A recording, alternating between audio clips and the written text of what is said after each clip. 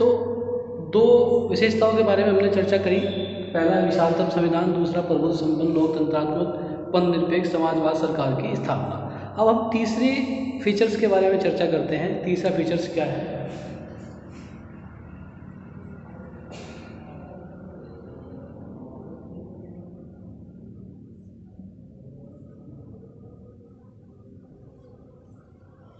भारत के संविधान का ये भी एक प्रमुख विशेषता रही है कि हमने संसदीय ढंग की सरकार को अपनाया है। अब ये संसदीय ढंग की सरकार क्या होती है, अब आप समझिए। देखिए, भारत का जो संविधान है वो संघात्मक संविधान है। संघात्मक संविधान से मतलब है कि जो संघों से मिलकर बना है, और जो संघ से मिलकर संविधान बनते हैं संघात्मक संविधान होते हैं। अगर हम कठोरता की बात करें तो संघात्मक संविधान का, फेडरल कॉन्स्टिट्यूशन का ये सबसे इम्पोर्टेंट गुण होता है कि संघ और राज्य दोनों की शक्तियों, दोनों में आपस में शक्तियों का विभाजन होता है। केंद्र में और राज्यों में अलग अलग शक्तियाँ होती हैं। केंद्र को अलग विषय दे दिए जाते हैं, राज्य के अपने अलग विषय होते हैं। राज्यों से संबंधित जो विषय होते हैं उन पर केंद्र इंटरफेयर नहीं करता है, उन पर केंद्र हस्तक्षेप नहीं करता है, उन विषयों पर केंद्र कानून नहीं बना सकता।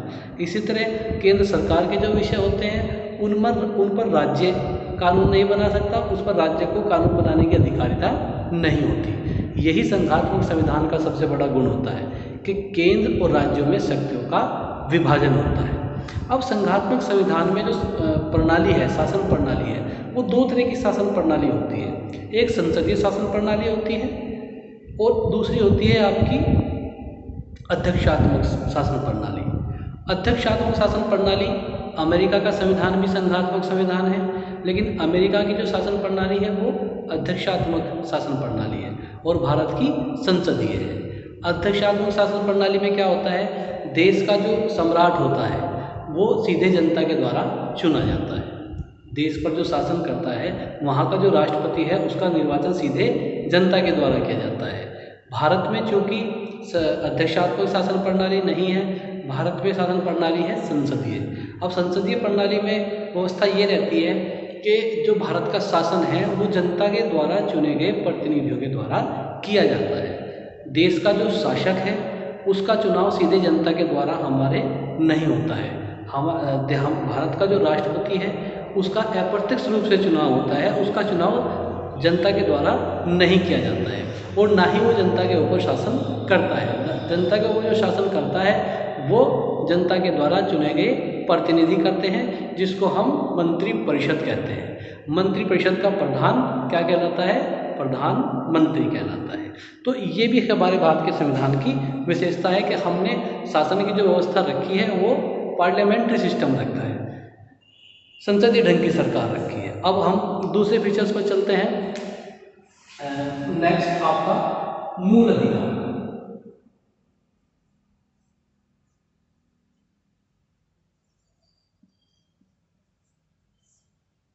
Fundamental right. भारत के संविधान का ये भी एक महत्वपूर्ण गुण है कि हमने, देखो, जितनी भी लोकतांत्रिक सरकारें होती हैं, जहाँ भी लोकतंत्र स्थापित होता है, लोकतंत्र सरकार का महत्वपूर्ण गुण यही होता है कि जनता के अधिकारों को सुरक्षित रखना। अब आप समझिए कि लोकतंत्र सरकार में जनता के द्वारा शासन किया जाता है, जनता के लिए शासन किया जाता है, जनता के ऊपर शासन किया जाता है। जनता के लिए जब शासन किया जा रहा है और जनता के द्वारा ही शासन किया जा रहा है, जनता के द्वारा शासन से अर्थ है जनता के द्वारा चुने गए प्रतिनिधि। तो लोकतंत्र में मूल अधिकारों को संरक्षित करना, मूल अधिकारों का संरक्षण करना सबसे महत्वपूर्ण हो जाता है। तो भारत के संविधान के भाग 3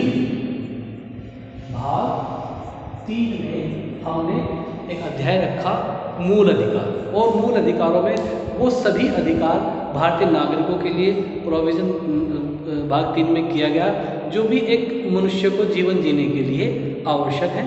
तो ये भी भारतीय संविधान की एक सबसे महत्वपूर्ण विशेषता है। अब नेक्स्ट विशेषता की अगर हम बात करें तो आपका आता है राज्य के नीति निदेशक तत्व। राज्य के नीति निदेशक तत्व, देखो, राज्य के नीति निदेशक तत्व का अर्थ है कि भारत सरकार या भारत राज्य के कुछ ऐसे निर्देश संविधान के द्वारा राज्य को दिए गए हैं जिनको पूरा किया जाना या जिनका पालन किया जाना, इनके पालन करने की जिम्मेदारी किसके ऊपर है? राज्य के ऊपर है। जैसे देश में स्वास्थ्य संबंधी सेवाएं, देश में आपका इंश्योरेंस सेवाएं, देश में जितनी भी योजनाएं लागू की जाती हैं वो सब राज्य के नीति निर्देशक तत्व के अंतर्गत आती है। अब आप समझिए कि ये हमारे मूल अधिकार हैं। मूल अधिकारों में हमारे बहुत से अधिकार हैं। शोषण के विरुद्ध अधिकार है, शिक्षा का अधिकार है, जीवन जीने का अधिकार है, स्वस्थ पर्यावरण का अधिकार है। ये सब हमारे मूल अधिकार दिए गए हैं। भाग 4 में राज्य को निर्देश दिया गया है कि राज्य की जिम्मेदारियां हैं। राज्य का ये निर्देश दिया गया, राज्य इन कार्यों को पूरा करेगा। वो पूरा चैप्टर भाग 4 में दिया गया है। भाग 4 में सीरियल वाइज बताया गया है कि राज्य के द्वारा इन सब चीज़ों की व्यवस्था, ये सब अधिकार जनता को समर्पित किए जाएंगे, जनता को दिए जाएंगे। अब जब ये भी सब अधिकार हैं, निर्देशक तत्व में भी कुछ अधिकार दिए गए हैं और मूल अधिकार हैं, तो इनको अलग अलग चैप्टर में रखने का क्या आवश्यकता थी? इनको अलग अलग अध्याय में रखने की क्या आवश्यकता थी?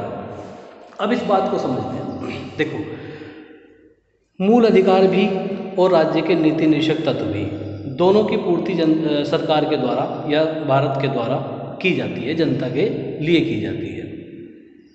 मूल अधिकार आपके ऐसे अधिकार हैं जो एक व्यक्ति के सर्वांगीण विकास के लिए परम आवश्यक है। ये कह सकते हैं कि मूल अधिकारों के बिना व्यक्ति का जीवन संभव नहीं है। दूसरी तरफ आते हैं आपके राज्य के नीति निर्देशक तत्व। राज्य के निर्देशक तत्वों में आपके बहुत सारे निर्देशक तत्व आते हैं, जैसे बालकों के लिए समुचित पालन की व्यवस्था, नागरिकों के लिए काम की व्यवस्था, ये सब अधिकार आपके निर्देशक तत्व में आते हैं। निर्देशक तत्व और मूल अधिकार फिर अलग अलग अध्यायों में रखने का क्या उद्देश्य है? अलग अलग चैप्टरों में क्यों रखा गया? कारण ये रहा कि जो आपके निर्देशक तत्व हैं, निर्देशक तत्व राज्य की अपनी अक्षमता पर निर्भर करते हैं। राज्य जैसे जैसे सक्षम होता है, राज्य में जैसे जैसे राज्य की इकोनॉमी बढ़ती है, वैसे वैसे राज्य जनता को अधिकार उपलब्ध कराता है। अगर राज्य किसी निर्देशक तत्व का पालन करने में असफल रहता है, किसी निर्देशक तत्व को का अधिकार नागरिक को नहीं देता है, तो कोई भी नागरिक उस राज्य को पूरा कराने के लिए किसी न्यायालय में कोई वाद दाखिल नहीं कर सकता। सबसे बड़ा अंतर मैं बताने जा रहा हूँ कि आपके मूल अधिकार हैं। आपके मूल अधिकारों का अगर हनन किया जाता है तो आपके मूल अधिकार इन्फोर्सेबल है।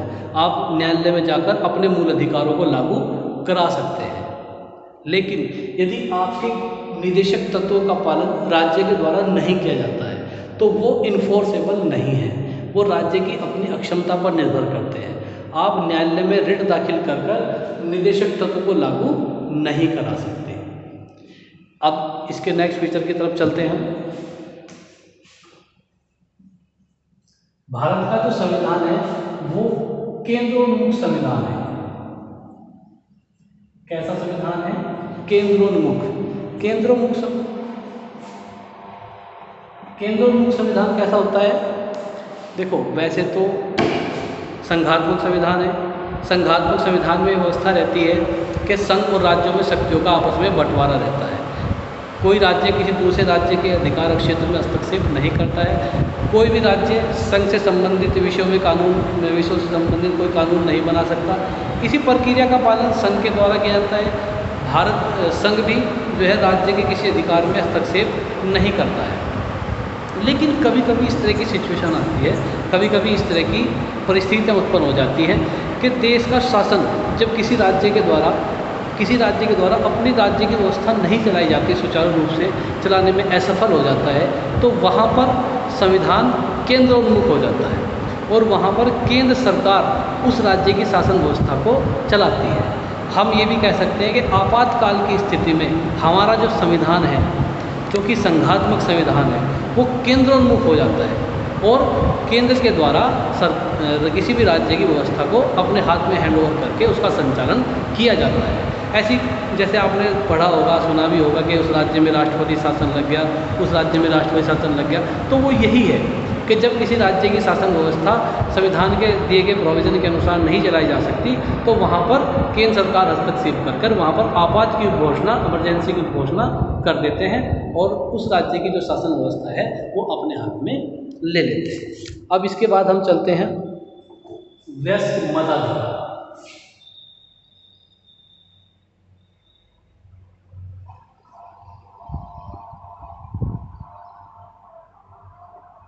वयस्क मताधिकार, वयस्क मताधिकार का अर्थ है कि लोकतंत्र में या लोकतांत्रिक सरकारों में सबसे परम आवश्यक है कि किसी भी वयस्क व्यक्ति को मत देने का अधिकार, किसी भी व्यक्ति को अपने ऊपर जो उसके शासन करेगा उस व्यक्ति को चुनने का अधिकार। तो ये भी संविधान की एक विशेषता है कि संविधान में सभी वयस्कों को एक मताधिकार प्रदान किया है। अब नेक्स्ट आपका फीचर आता है स्वतंत्र न्यायपालिका।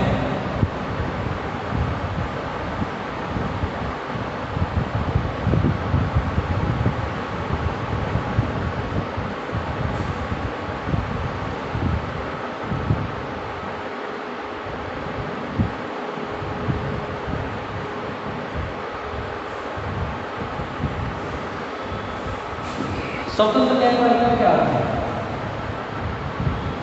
स्वतंत्र न्यायपालिका, देखो जितने भी अध्यक्षात्मक, जितने भी संघात्मक संविधान हैं उनमें लगभग दो तरह की न्याय व्यवस्था की स्थापना रहती है। केंद्र की अलग रहती है और राज्यों की अलग रहती है। लेकिन हमारे संविधान का ये भी एक महत्वपूर्ण गुण है कि यहाँ पर इकहरी न्याय व्यवस्था है। हमारे यहाँ पर जो न्यायपालिका है वो इकहरी न्यायपालिका है। जैसे हमारे इकहरी न्यायपालिका पर या सर्वोच्च शिखर पर क्या कौन है?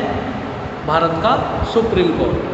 भारत का जो सुप्रीम कोर्ट है वो सर्वोच्च न्यायालय है। उस सर्वोच्च न्यायालय के द्वारा जो भी कानून बनाए जाते हैं, उस सर्वोच्च न्यायालय के द्वारा जो भी निर्णय दिए जाते हैं वो सब निर्णय भारत राज्य क्षेत्र के जितने भी आपके न्यायालय हैं उन सब पर बाध्यकारी होते हैं।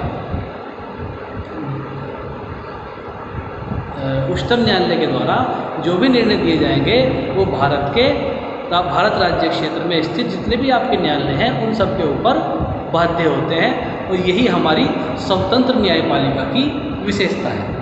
ये एक संविधान का ये भी एक महत्वपूर्ण गुण है। अब आपका एक महत्वपूर्ण गुण आता है भारतीय संविधान का मूल कर्तव्य। मूल कर्तव्य आपने अभी तक देखा, मूल अधिकार भी देखे।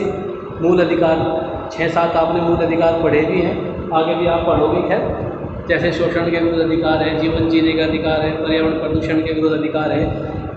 जिस तरह से हमारे मूल अधिकार हैं उसी प्रकार हमारे कुछ मूल कर्तव्य भी हैं, हमारी कुछ लीगल ड्यूटी भी है। मूल कर्तव्य के लिए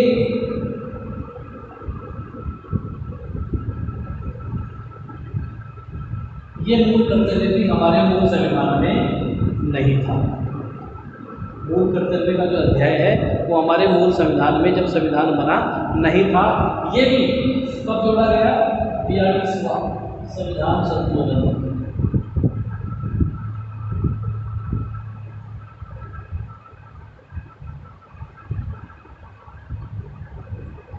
42वां संविधान संशोधन करके संविधान में अलग से भाग जोड़ा गया, भाग 4 के, और उसमें हमारे कुछ